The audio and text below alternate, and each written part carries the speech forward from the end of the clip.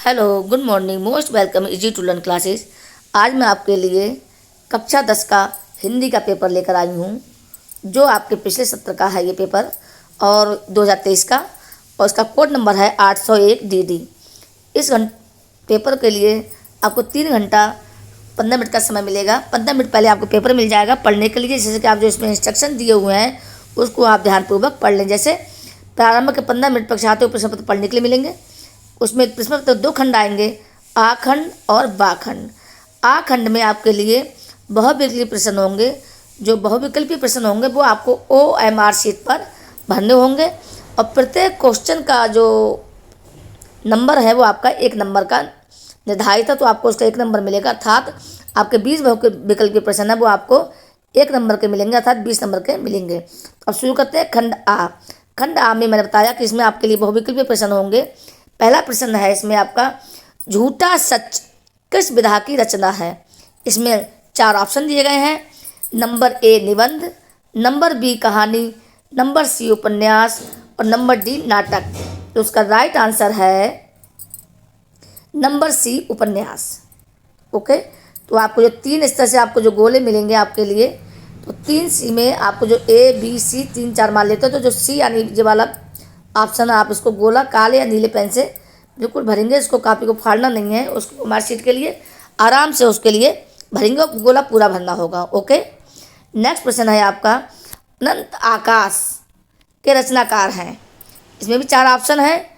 Doctor Dharmveer Bharti, B है जयप्रकाश भारती, सी जयशंकर प्रसाद या D Yashpal. तो इसका राइट आंसर है आपका बी आंसर है जयप्रकाश भारती। ओके, तो बी आंसर जो है आप इसको टिक कर लेंगे। नेक्स्ट क्वेश्चन है आपका नंबर 3, निम्नलिखित कथनों में से कौन सा कथन सही है। ए गुनाहों के देवता की रचना मुंशी प्रेमचंद है, बी भारतेंदु हरिश्चंद्र आलोचना साहित्य के जनक माने जाते हैं, सी गेहूं बनाम गुलाब निबंध के लेखक रामबक्स बेनीपुरी हैं, या डी ऑप्शन ईर्षा तू ना गई मेरे मन से निबंध के लेखक जयप्रकाश भारती हैं। तो उसका राइट आंसर पहला है ए गुनाहों को देवता की रचना मुंशी प्रेमचंद ने की है, गलत है। इसकी रचना की है धर्मवीर भारती, तो उसके गलत है, इसको टच करना है, आपके लिए गलत आंसर है ये। और बी है भारतेंदु हरिश्चंद्र आलोचना साहित्य के जनक माने जाते हैं, ये भी इसमें गलत है। ओके, सी है गेहूं और गुलाब निबंध के लेखक रामबक्स बेनीपुरी हैं। तो जो आपका सी ऑप्शन है यही आपका इसका राइट आंसर है। ओके, और ईर्षा तू ना गई मेरे मन से ये भी रॉन्ग आंसर है। तो अगर आप इसका सी ऑप्शन चुनते हैं तो आपको इसके लिए पूरा 1 नंबर मिल जाएगा। ओके, इसलिए क्वेश्चन को ध्यानपूर्वक पढ़ें और उसको समझें और करें। नेक्स्ट है आपका क्वेश्चन है, पूरा पेपर ले लिया है मैंने। नंबर 4, पंचांग दर्शन के रचनाकार हैं। पंचांग दर्शन के रचनाकार हैं, 4 ऑप्शन इसमें भी दिए। ए मथुरा नाथ शुक्ल, बी लल्लू लाल, सी सदल मिश्र और डी इंसा अल्लाह खां। तो ये भी मोस्ट इम्पॉर्टेंट है, ध्यान समझ लीजिए। तो इसमें जो मथुरा नाथ शुक्ल है यही राइट आंसर है। ओके, इसका ए ऑप्शन आपका सही है। ठीक है, तो इसमें आप ए पे राइट आंसर लगाएंगे, राइट वाले गोले को भर देंगे। 5वां है सारंगधर रचनाकार हैं, 4 ऑप्शन है, परमार रासो, हमीर रासो, खुमार रासो या बीसल देव रासो। तो इसका भी जो आंसर है वो बी आंसर सही है। ओके, अर्थात सारंगधर रचनाकार हैं हमीर रासो के। तो जो बी वाला ऑप्शन होगा उसको आप भर देंगे, बी वाले जो गोल गोल बिंदु होंगे उसको आप भर देंगे। ओके, नेक्स्ट आपका है छायावाद युग की प्रमुख प्रवृत्तियाँ कौन कौन सी हैं। 4 ऑप्शन, ए कुंठा और निराशा के स्वर, बी श्रृंगार और वेदना प्रेम वेदना, सी है नारी के प्रति परिवर्तित दृष्टिकोण, या डी रीति ग्रंथों का निर्माण। तो इसका भी राइट आंसर है बी है श्रृंगार और प्रेम वेदना। नेक्स्ट है शुक्ल, निम्नलिखित में से शुक्लोत्तर युग के लेखक कौन से हैं। 4 ऑप्शन है 7वें का ये, ए वासुदेव सरल अग्रवाल, बी प्रताप नारायण मिश्र, सी किशोरी लाल गोस्वामी या डी श्याम सुंदर दास। तो इसका भी राइट आंसर है ए वासुदेव शरण अग्रवाल। ये जो हैं शुक्लोत्तर युग के लेखक हैं। नेक्स्ट है साकेत, 8वां आंसर। साकेत किस युग की रचना है? चारों ऑप्शन है, भारतेंदु युग, द्विवेदी युग, प्रगतिवादी युग या छायावादी युग। तो इसका भी राइट आंसर है बी, द्विवेदी युग। साकेत है द्विवेदी युग की रचना है और इसको राष्ट्र कवि मैथिली शरण गुप्त जी ने लिखा है। भारत दुर्दशा किस विधा की रचना है? 4 ऑप्शन है, जीवनी, आत्मकथा, रेखा चित्र या एकांकी। जो भारत दुर्दशा है वो एक लघु नाटिका है, तो इसलिए इसको हम एकांकी भी कह सकते हैं। ओके, भारत दुर्दशा क्या है? एक लघु नाटिका है। ओके, तो इसको एकांकी भी हम कह सकते हैं। इसको भारतेंदु हरिश्चंद्र जी ने 1875 में लिखा था। कौन सा ऑप्शन इसका सही है? डी ऑप्शन, एकांकी। ओके, नेक्स्ट है हमारा बिहारी किस युग के कवि हैं? 4 ऑप्शन है, आधुनिक काल, रीतिकाल, भक्ति काल या आदिकाल। तो बहुत ईजी है, रीतिकाल यानी जिसका बी आंसर है वो सही है। बिहारी हैं वो रीतिकाल के कवि हैं। जिस स्टूडेंट का मैंने पेपर लिया उसने ऑलरेडी कुछ क्वेश्चन मैंने टिक कर लिए हैं, तो आप देख रहे होंगे। तो बी ऑप्शन इसका सही है, तो बी गोले को भरेंगे।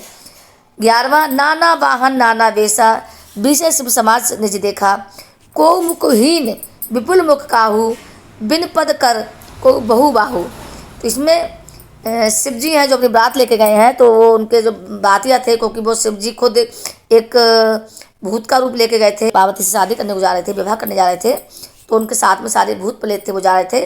तो उनके ना वाहन थे, उनके अनेक प्रकार के वाहन थे, भिन्न भिन्न उन्होंने वेश रूप धारण कर लिए थे। किसी का मुख कहीं है, किसी का मुख है, किसी का नहीं है, कोई बिना पैर के है।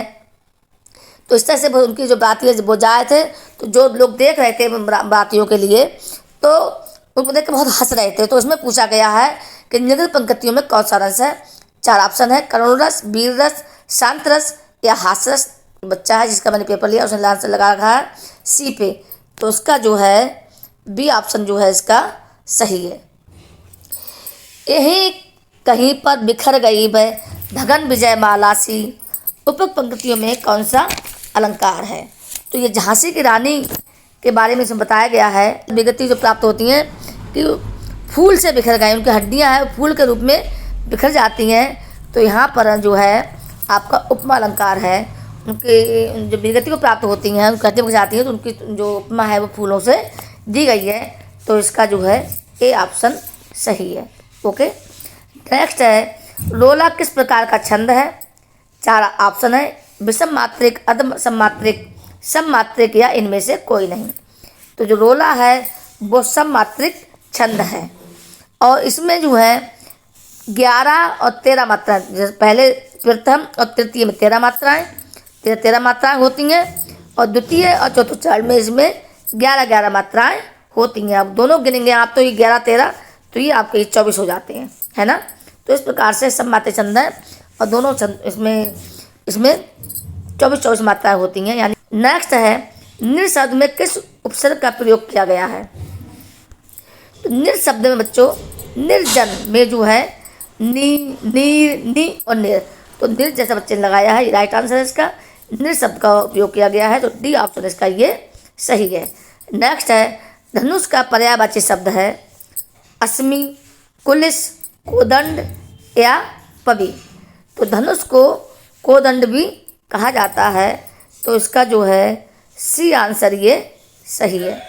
ओके, नेक्स्ट है भलाई शब्द में कौन सा प्रत्यय है? भलाई शब्द में कौन सा प्रत्यय है? तो ई प्रत्यय जो शब्द के बाद में लगाए जाते हैं, इसका ध्यान रखिए आपका। भल विशेष में भलाई, भल प्लस आई, भलाई, तो इसमें जो है ई है, आई है, आई और आई, तो जो डी ऑप्शन है इसका ये सही आंसर है। षड दर्शन में कौन सा समास है? षड दर्शन ध्यान समझिए, मैंने समझाया भी आप लोगों के लिए कि आप इसको बहुत ही सिंपल है समास, कोई कठिन इसमें बहुत ज़्यादा कुछ नहीं है। अगर आप इसको समझ लेंगे तो आप इसको आराम से कर लेंगे। तत्पुरुष समास इसमें और लग जाता है बीच में। कर्मधारय समास में विशेषता बताई जाती है। द्विगु समास में जो है पहला शब्द होता है संख्यावाची होता है और द्वंद्व समास में पहले शब्द का दूसरा शब्द जो होता है उल्टा होता है। जैसे माता का उल्टा पिता, धरती का उल्टा आकाश, झूठ का उल्टा सच, तो ये द्वंद्व समास होता है। अब चूँकि षड दर्शन, ये षड मीनिंग 6 होता है, तो इसलिए यहाँ पे संख्यावाची है, तो आपका जो है द्विगु समास, द्विगु समास, द्विगु समास कौन सा होता है? संख्यावाची। इसमें पहला शब्द जो होता है वो संख्या होती है। ओके, तो इस आपका राइट आंसर ये है। 18वां है आपका मतभी। शब्द का विभक्ति एवं वचन बताइए। मतभी, ठीक है, मति का रूप जरूर याद कर लीजिए, मोस्ट इंपॉर्टेंट है, पेपर में अक्सर आते हैं। फल और मति, ये दो ही आपको याद करने हैं शब्द रूप, तो उनको आप याद कर लीजिए, मोस्ट इंपॉर्टेंट है, इसलिए बता रही हूँ बार बार। मतभी में कौन सी विभक्ति और वचन है? तो उसका पंचविभक्ति एक वचन, षष्ठी विभक्ति द्विवचन, या तृतीय विभक्ति बहुवचन, या द्वितीय विभक्ति बहुवचन। तो इसका राइट आंसर है सी। कौन सा आंसर है? सी आंसर इसका सही है। ओके, मथवी में तृतीय विभक्ति बहुवचन है। नेक्स्ट है आपका 19वां, हरियत शब्द का संधि विच्छेद है। इसमें 4 ऑप्शन है। ए हर प्लस अत्र, बी में हरिय प्लस त्र, सी हरि प्लस अत्र, या डी हरि प्लस आत्र। तो उसका राइट आंसर है सी, क्योंकि ये गलत है, ये नहीं लगाना है आपके लिए। ओके, सी इसका जो है राइट आंसर है। हरि प्लस अत्र जो है इसका राइट आंसर है। इसको आप अपना गोला बना लेंगे, ठीक कर लेंगे। 20वां है पटस्यथ।